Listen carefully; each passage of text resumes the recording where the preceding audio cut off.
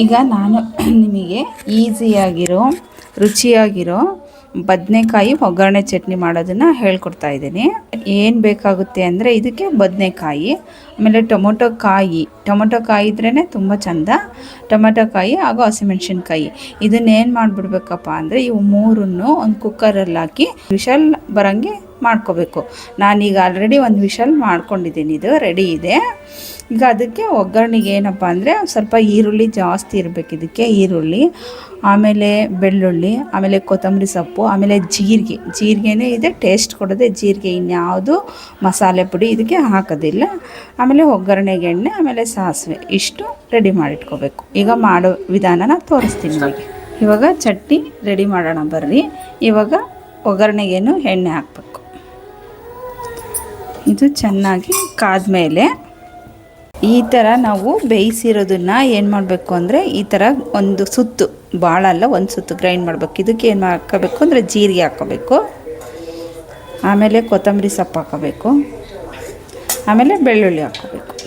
ಬೆಳ್ಳುಳ್ಳಿ ಹಾಕ್ಕೊಂಡು ಇದನ್ನೇನು ಮಾಡಬೇಕು ಅಂದರೆ ಗ್ರೈಂಡ್ ಮಾಡ್ಕೋಬೇಕು. ಅಂದರೆ ನಯಸ್ಸ ಮಾಡಬಾರ್ದು ಇದನ್ನೂ.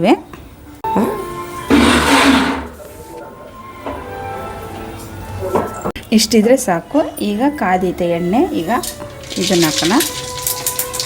ಆಮೇಲೆ ಏನು ಅಂದರೆ ಈರುಳ್ಳಿ ಹಾಕೋಣ.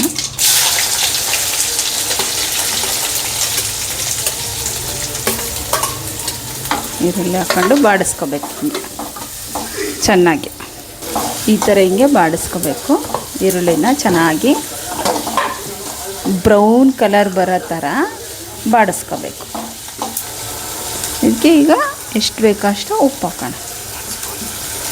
ಈಗ ಹಾಫ್ ಬಾಯ್ಲ್ ಆದರೆ ಸಾಕು ಈರುಳ್ಳಿ. ಈಗ ನಾವು ಗ್ರೈಂಡ್ ಮಾಡಿರ್ತಕ್ಕಂಥದ್ದು ಬದನೆಕಾಯಿ, ಟೊಮೊಟೊ ಕಾಯಿ, ಆಮೇಲೆ ಹಸಿಮೆಣ್ಸಿನ್ಕಾಯಿ ಗ್ರೈಂಡ್ ಮಾಡಿರೋದನ್ನು ಇದಕ್ಕೆ ಹಾಕಿ ಮಿಕ್ಸ್ ಮಾಡಬೇಕು. ಸ್ವಲ್ಪ ಬಿಸಿ ಮಾಡಬೇಕು. ಇದನ್ನು ಈ ಥರ ಆಗುತ್ತೆ ಅದು ಚಟ್ನಿ. ಇದನ್ನು ಸ್ವಲ್ಪ ಚೆನ್ನಾಗಿ ಬಿಸಿ ಮಾಡಬೇಕು. ಚೆನ್ನಾಗಿ ಬಿಸಿ ಮಾಡಿದರೆ ರೆಡಿ ಟು ಹೀಟ್. ಇದು ಕೂಡ ರೊಟ್ಟಿಗೆ, ಚಪಾತಿಗೆ ಭಾಳ ಚೆನ್ನಾಗಾಗುತ್ತೆ. ಆಮೇಲೆ ಈಸಿಯಾಗಿರೋದು, ಆಮೇಲೆ ಭಾಳ ಟೇಸ್ಟಿಯಾಗಿರುತ್ತೆ. ಇನ್ನು ನಿಮಗೆ ಹೊಸ ಅಡುಗೆಗಳು ಬೇಕು ಅಂದರೆ ನನಗೆ ಸಬ್ಸ್ಕ್ರೈಬ್ ಮಾಡಿ. ಹೊಸ ವೀಡಿಯೋಗಳನ್ನ ಹಾಕ್ತಾ ಇರ್ತೀನಿ ನೋಡಿ. ಭಾಳ ಟ್ರೈ ಮಾಡಿ ನೋಡಿರಿ, ಭಾಳ ಚೆನ್ನಾಗಿರುತ್ತೆ ಅಂದರೆ ಭಾಳ ಚೆನ್ನಾಗಿರುತ್ತೆ. ಆಮೇಲೆ ಈಸಿಯಾಗಿರೋದು. ಆಮೇಲೆ ಇದಕ್ಕೆ ಒಂದು ವಿಚಾರ ಅಂದರೆ ಮತ್ತು ನಿಮಗೆ ಕಡಲೆಬೇಳೆ ಬೇಕು ಅಂದರೆ ಹಾಕ್ಕೋಬೋದು, ಅದು ಆಪ್ಷನಲ್. ಇದ್ದರೆ ಹಾಕ್ಕೋಬೋದು, ಇಲ್ಲದೆ ಇದ್ದರೂ ಹಾಗೆ ನಡೆಯುತ್ತೆ. ಇನ್ನೂ ಟೇಸ್ಟ್ ಆಗುತ್ತೆ. ಕಡಲೆಬೇಳೆ ಹಾಕಿದರೆ ಇನ್ನೂ ಟೇಸ್ಟ್ ಆಗುತ್ತೆ. ಓಕೆನಾ? ಈಗ ಒಂದು ಬಟ್ಲಿಗೆ ಸರ್ವ್ ಮಾಡ್ಕೊಳ್ಳೋಣ, ಆಯಿತಾ? ಇಷ್ಟೇ, ಬದನೆಕಾಯಿ ಒಗ್ಗರಣೆ ಚಟ್ನಿ ರೆಡಿ ಆಯಿತು. ಇದನ್ನು ವೀಕ್ಷಣೆ ಮಾಡಿದ್ದಕ್ಕೆ ನಿಮಗೆಲ್ಲರಿಗೂ ಧನ್ಯವಾದಗಳು. ಹೆಚ್ಚಿನ ವೀಡಿಯೋಗಳಿಗಾಗಿ ಸಬ್ಸ್ಕ್ರೈಬ್ ಮಾಡಿ.